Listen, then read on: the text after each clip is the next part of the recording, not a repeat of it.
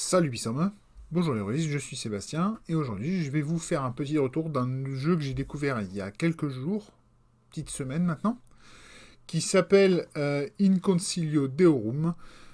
C'est un jeu que vous ne trouverez pas dans le commerce, parce que c'est un jeu qui est encore en cours de développement, et je ne pense pas, d'après ce que j'ai pu discuter avec l'auteur du jeu en question, que vous le verrez, que vous aurez l'occasion de le voir un jour dans le commerce, mais c'est peut-être un jeu que vous pourrez un jour croiser dans une convention si vous êtes dans l'Est de la France. Pourquoi pas. J'ai eu l'occasion, donc, comme je dis, de jouer avec le créateur du jeu. Donc c'est toujours sympa d'avoir cette occasion-là pour pouvoir ensuite discuter un peu chiffon, un peu de game design avec les personnes qui font ce genre d'exercice. Parce que moi je trouve ça toujours intéressant, même si ce coup-ci j'ai pas vraiment eu l'occasion. Et ce jeu est très intéressant dans son univers. Puisqu'en gros vous allez jouer des héros qui ont été créés par des dieux. Les dieux d'un panthéon. Dans le jeu, il avait dit une quinzaine de panthéons. Il y a dans l'univers de son jeu une quinzaine de panthéons différents. Et plusieurs dieux par panthéon. Je crois qu'il avait dit qu'il avait plus d'une centaine de dieux, excusez-moi, au total. Donc voilà. Donc je disais, on crée des héros. Enfin, dans ce cas-là, on avait des héros créés pour nous. Et chaque héros a des traits qui vont dépendre du dieu qui les a créés ou pour qu'ils servent, et la classe qu'ils ont en général. Donc moi, je vous montre ma fiche perso. Enfin, vous la verrez pas parce que c'était une fiche manuscrite, puisqu'il a fallu... le MJ conserve ses fiches perso pour une année, donc il a fallu la réécrire.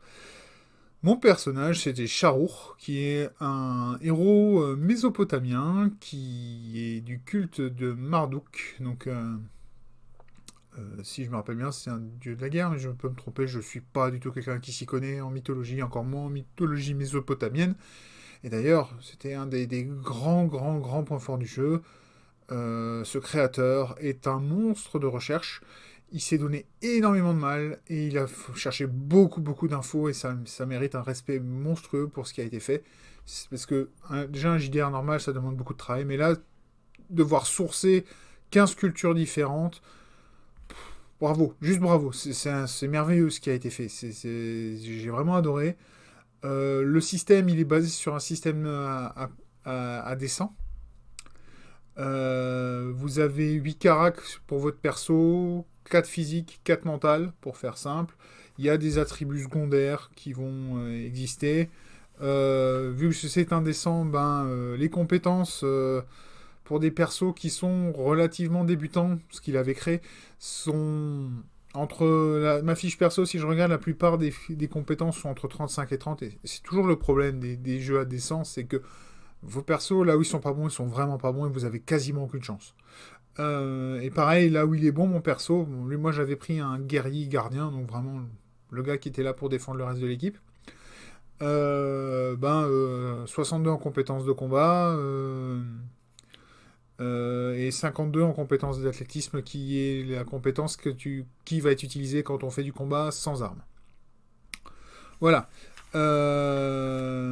Le jeu en lui-même est assez intéressant puisque, outre la frustration personnelle que j'ai avec le dessin, le système était malgré tout assez simple, sachant que la table où j'étais donc on était 4 joueurs, j'étais le seul joueur expérimenté, les 3 autres étaient des débutants, même je devrais dire des débutantes puisque c'était 3 femmes. Elles avaient tous soit une très petite expérience de jeu de rôle, soit complètement débutantes. Et forcément, c'est la première fois qu'elles jouaient à ce jeu. Comme moi. Moi, j'ai pas été trop dépaysé parce que j'avais déjà fait quelques parties de jeu sur des systèmes décents différents. Le plus courant étant basique, celui qui m'autorise Cthulhu.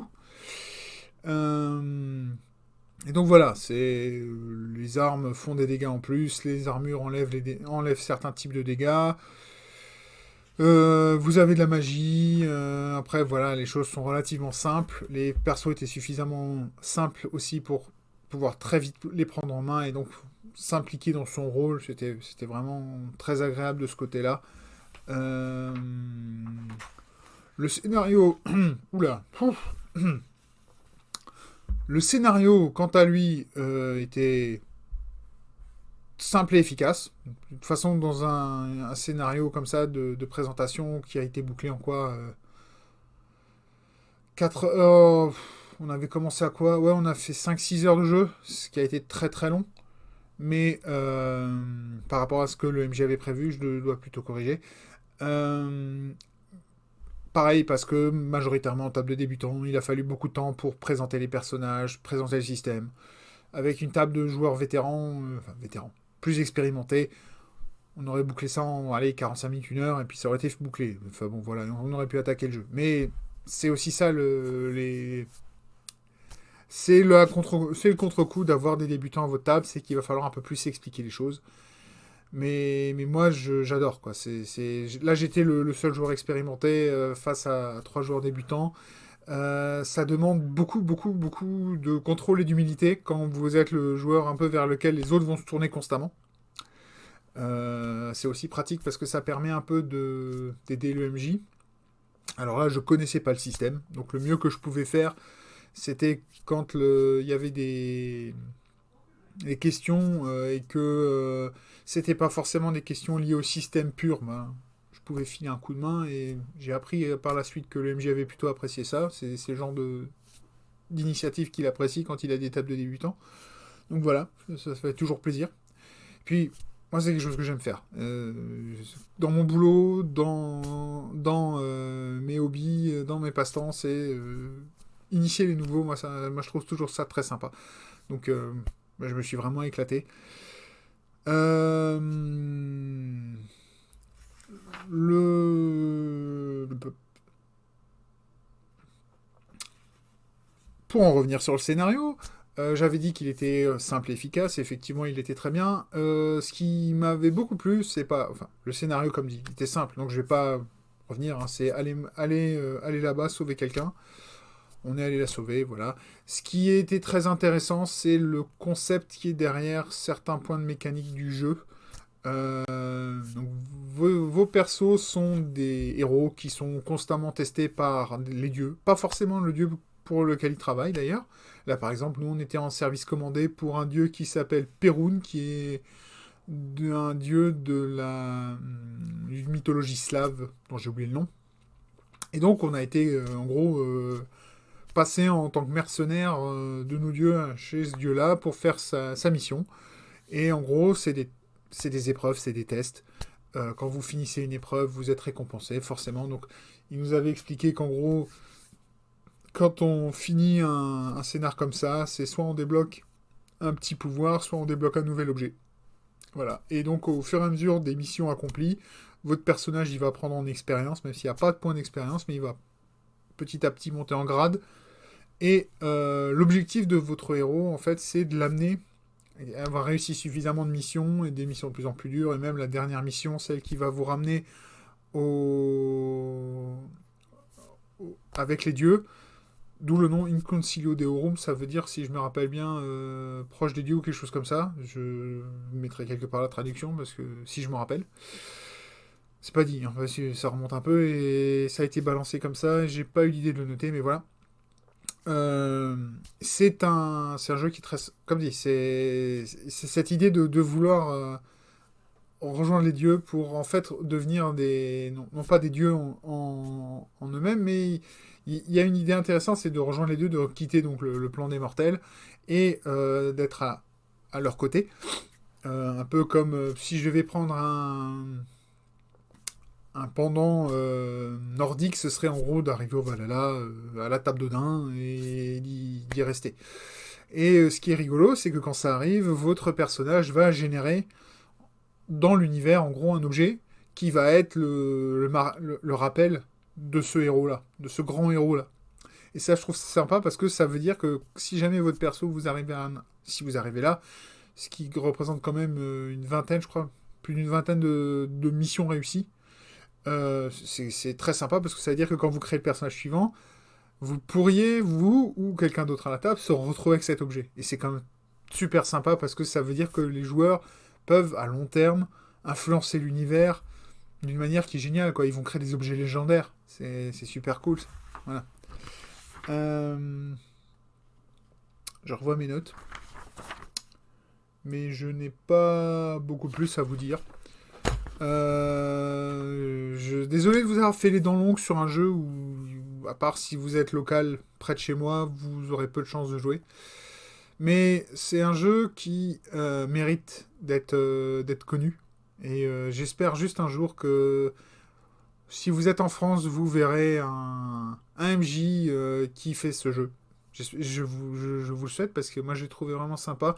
Et le concept est très sympatoche. Alors il est un peu hors du temps puisque vous avez des divinités qui vont de l'âge de bronze à l'âge de fer et même après les armes en acier. Donc l'âge d'acier on va dire. Mais voilà, c'est...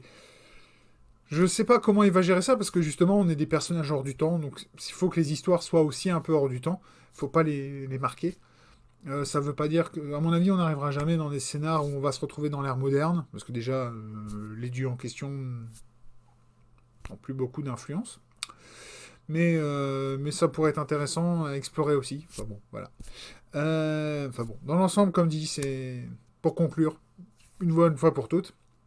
Ce jeu, j'espère vraiment, a le mérite d'être joué. Et si jamais le créateur de jeu passe par là et voit cette vidéo, et je lui souhaite beaucoup de courage parce qu'il a encore beaucoup de travail devant lui, si j'ai bien compris. Et bonne chance parce qu'il en faut aussi des fois un peu pour gagner en notoriété, percer un peu. Et même si ce jeu ne devient pas un jeu qui finira dans le commerce, j'espère que c'est un jeu qui va gagner un peu à se répandre et permettre à d'autres d'y jouer, en fait. Voilà, c'est surtout ça.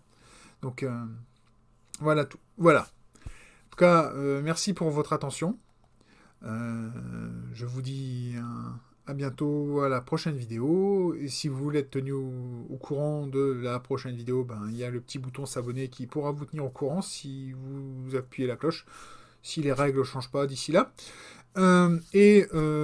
Si ça vous a plu ce que je vous ai raconté, cette découverte de jeu, n'hésitez pas à le faire savoir, que ce soit dans les commentaires, que ce soit avec un petit pouce.